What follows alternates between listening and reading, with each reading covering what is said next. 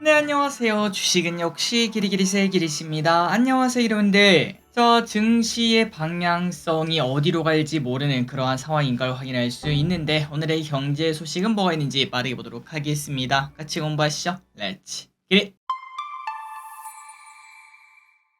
첫 번째입니다. 벌써 반대매매 이야기가 나타나고 있는데요. 아니 길이 근데 반대매매가 나타나는 건 어떻게 알 수 있어? 라고 궁금하신 분들이 계실 것 같은데 그건 바로 장 처음 열릴 때 그때 동시효과가 나타나는 거 알고 계시죠? 8시 40분 그때 딱 봤을 때 갑자기 막 여러 개 기업들이 하한가를 쭉 가는 모습이 나타나면은 반대매매 물량이 나오는구나 라고 예상을 해볼 수 있습니다. 그리고 이거는 착각이 아닌데요. 실제로 지난 17일, 18일간 무려 270억의 반대 매매가 터졌다는 이야기가 나왔다고 하며 최근 하락장 나타났었고 변동성이 조금 크다 보니까 결국은 이러한 일까지 생기는 걸 확인할 수 있죠. 그런데 우리가 항상 보다시피 처기릿은 이거를 반대매매 매매법이라고 말을 하거든요. 뉴스 같은데 반대매매 이야기 그런 단어가 딱 등장할 때는 대부분은 조정장이 거의 끝나가는 모습을 나타내긴 했습니다. 그러니까 7부 능선은 넘었다. 우리가 보통 주식을 살 때 이제 뭐 무릎에서 사가지고 어깨에서 팔라 이런 말을 잊지 않겠습니까? 그러니까 지금이 한 무릎 정도는 되지 않을까라는 이야기는 충분히 해볼 수 있겠네요. 물론 어제도 말씀드렸다시피 이게 조정장이 아니라 하락장이 오게 된다면은 그리고 그 하락장은 미국 금리에 달려 있을 것 같은데 그때가 되면은 또 다른 얘기가 될 수는 있겠지만 일단은 단기적 반등까지는 충분히 기대할 수 있겠습니다. 다음입니다. 마침 타이밍 좋게 밸류업 이야기가 나왔습니다. 반도체가 힘이 빠지면서 오늘장 걱정이 분명 있었으나 마침 나온 밸류업 소식이 증시, 지수를 방어해주는 그러한 모습을 보여줬죠. 최상목 부총리 겸 기획재정부 장관이 밸류업의 일환으로 배당 소득을 분리 과세하는 방안을 추진한다. 요런 이야기를 했습니다. 아니 길이 근데 나는 뭐 세금 이야기가 나오면 항상 이해가 안 가더라. 도대체 이게 뭔 소리야 하고 봤더니 우리가 알고 있는 그 배당 있죠. 그 배당을 금융소득 종합과세 최고 세율 45% 여기에 합산시키지 않고 따로 계산을 하겠다는 의미가 됩니다. 그러니까 배당에는 세금을 크게 물리지 않겠다. 요렇게 해석을 해볼 수 있겠죠. 그리고 또한 금투세 폐지 등을 포함해서 관련된 정책을 지속해서 추진한다. 이러한 말을 하면서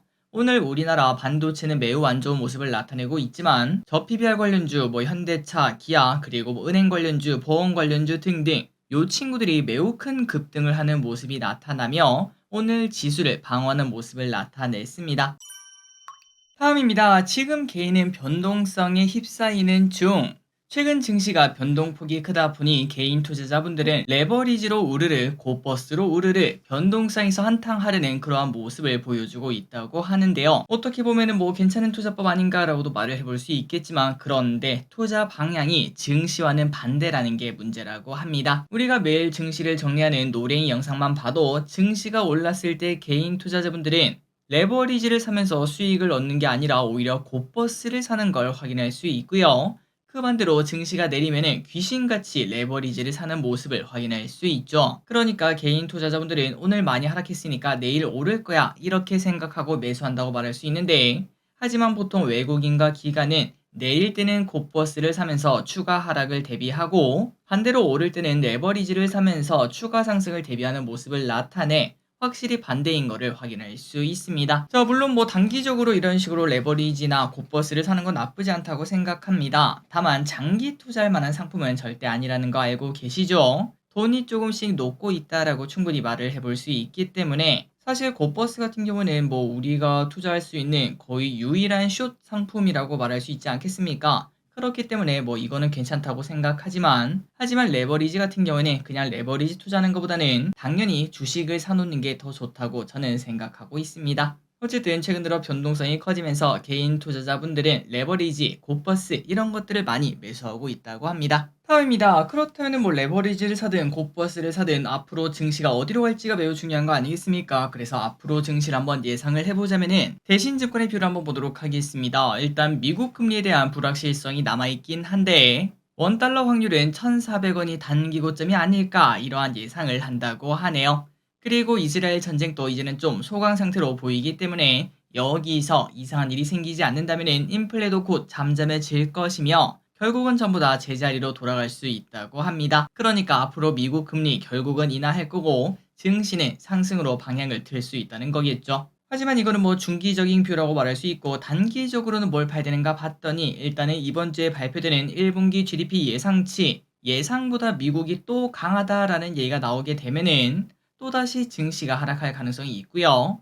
그리고 3월 PC가 발표가 되는데 여기에서 또 연달아 뭐 물가가 안 잡히는 모습이 나타났다. 그러면은 증시는 한 번 더 충격을 대비를 해야 될 것 같습니다. 다만 그 반대 현상이 나타났다면은 다시 또 상승할 수도 있겠죠. 그러니까 안 그래도 이제 실적 발표가 있다 보니까 변동성이 커질 것 같은데 안전벨트 잘 매고 대비를 해야 될 것 같습니다. 다음입니다. 그렇다면 유가 전망은 어떨지 한번 보도록 하겠습니다. 전쟁 리스크가 낮아지면 유가는 다시 잠잠해지는 거 아닌가요? 라고 말을 해보고 싶은데요. 상상인 증권의 뷰를 보자면은 일단은 2분기 이후 WTI 연평균 가격을 8% 상향해서 배럴당 82.5달러로 예상한다고 합니다. 참고로 지금은 왼쪽에 보시다시피 81달러 정도인 걸 확인할 수 있는데 WTI 연평균 가격은 지금보다 조금 더 높을 것으로 예상을 한다는 거겠죠. 현익일이 그 전쟁 리스크가 없는데도 어떻게 이렇게 될 수가 있냐라고 볼 수 있지만 지금 유가는 미국이 아니라 오펙 플러스에게 달려 있는데 오펙 플러스는 지난달에 하루 220만 배럴의 생산량을 자발적으로 감산하기로 했었고 그러니까 오펙 플러스는 유가가 낮아지는 걸 원하지 않는다라고 말을 해볼 수 있겠죠. 그리고 또한 이란 쪽 리스크를 지금 당장 전부 다 무시할 수는 없다고 합니다.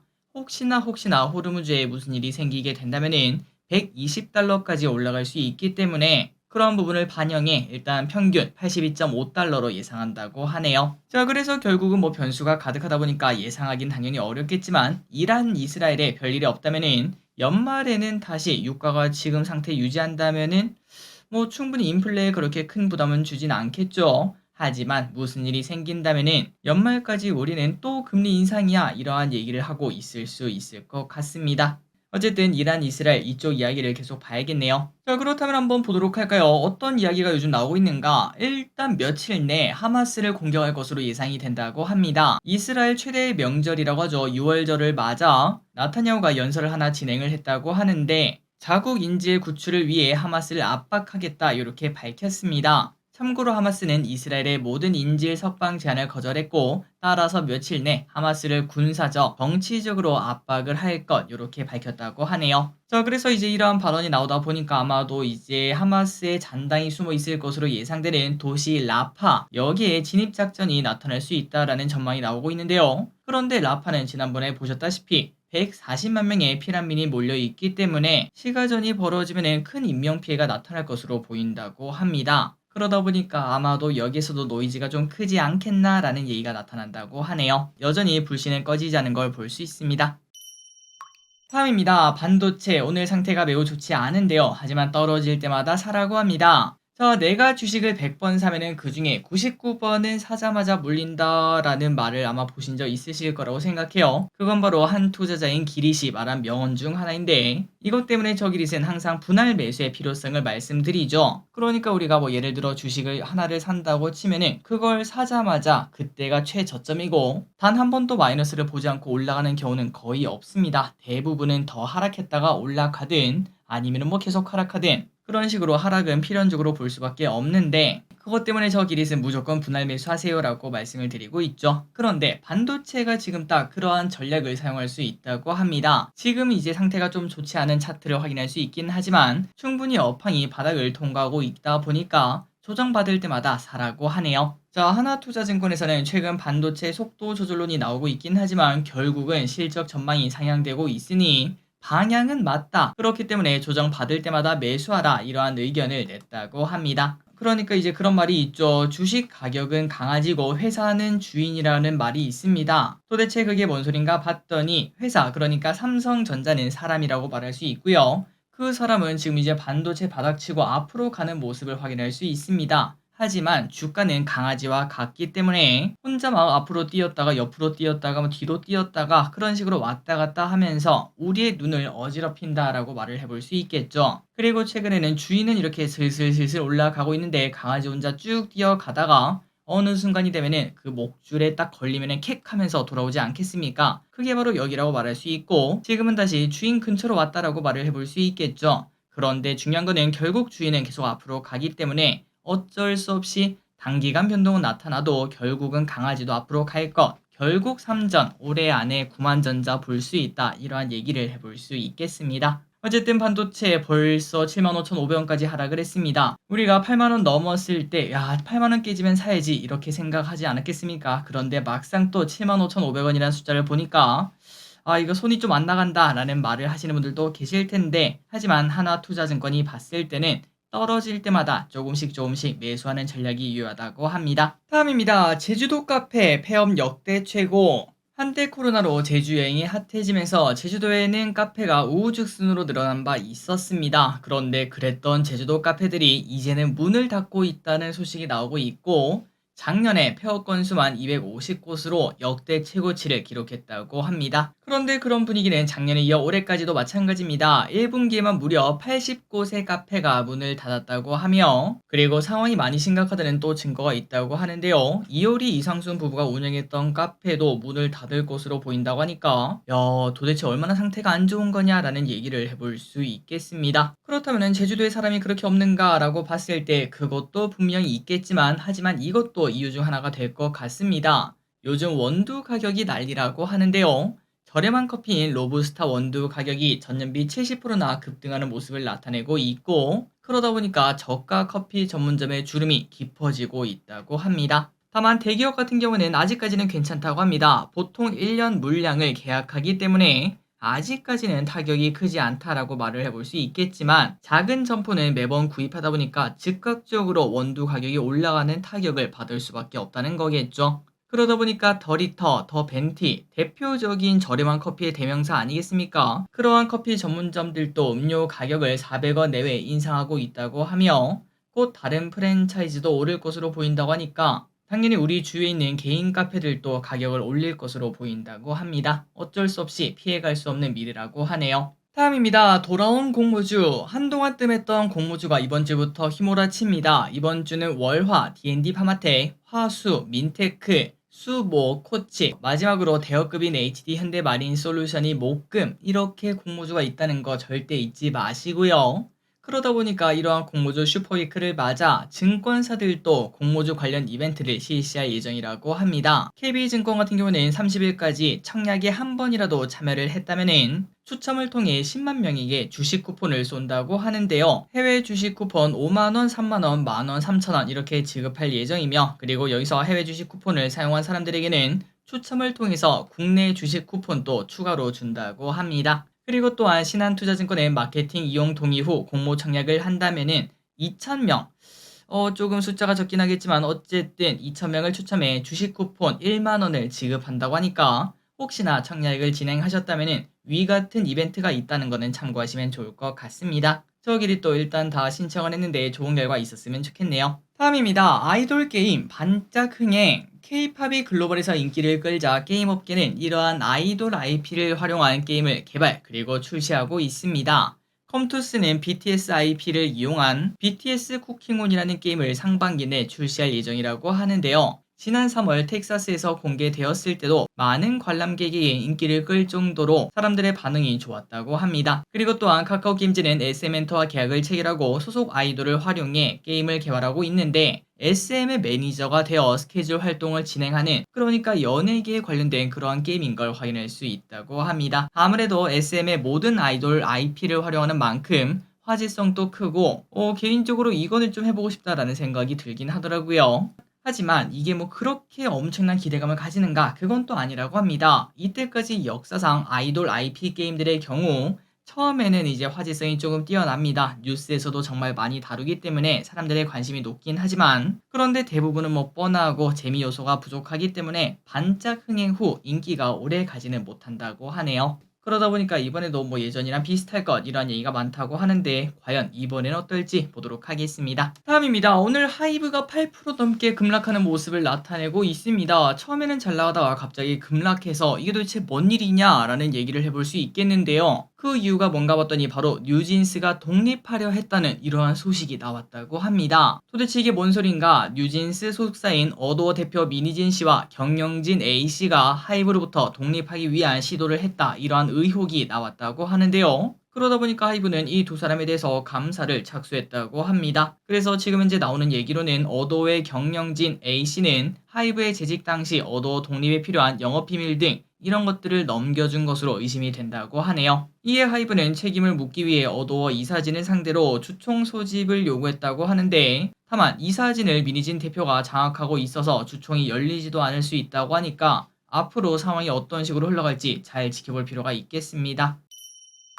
다음입니다. 비트코인 반감기 효과 있는겨? 반감기가 호재라는 이야기는 정말 많았지만 일단은 반감기가 도래했는데도 불구하고 비트코인 가격은 그 자리를 지키고 있습니다. 참고로 반감기는 4년마다 온다고 하며 일단은 공급이 줄어드니 당연히 호재로 인식이 된다고 하네요. 다만 아직까지는 보시다시피 큰 영향이 없어 보이는 와중에 코인 채굴업체의 수익성 그냥 나빠질 것, 이러한 전망은 확실하다고 합니다. 다음입니다. 리튬 가격 반등. 리튬 가격이 올해 들어 반등하고 있습니다. 작년 6월 키로당 300위안이었던 탄산 리튬은 연말 85위안까지 빠졌다가 현재는 다시 110위안대에 머무르는 모습입니다. 그러다 보니까 배터리 가격도 안정적인 가격을 지지할 것, 이러한 기대감이 나오고 있는데요.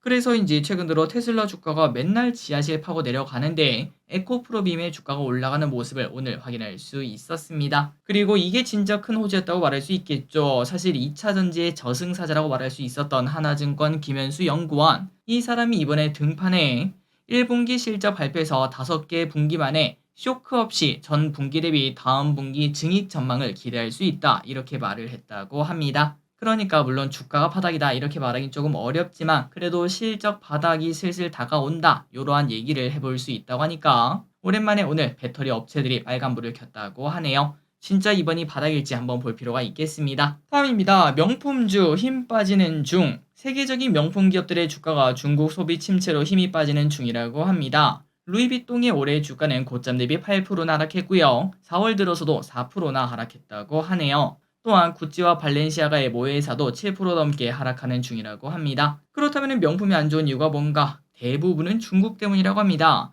중국 소비 둔화로 1분기 매출이 기대보다 부진하다고 하고요. 일본을 제외한 아시아 지역에서 매출이 전년 동기 대비 6%나 감소하는 모습을 보였다고 합니다. 그나저나 일본은 왜 제외했을까요? 맞습니다. 우리가 지난주에 공부했었죠. 일본은 지금 현재 엔저 현상 때문에 사람들이 일본 가서 명품을 사는 그러한 모습을 나타내고 있어서 여기는 또 다른 이야기가 나온다고 하네요. 어쨌든 이렇게 명품주가 최근 들어 하락하고 있는데 당분간은 이 분위기가 바뀌진 않을 거라고 합니다. 중국의 소비가 회복되는데 시간이 조금 걸릴 수밖에 없다 보니까 이러한 명품에 관련된 주식을 사거나 아니면 ETF에 관심이 있다면 조금 더 기다릴 필요가 있다고 합니다. 다음입니다.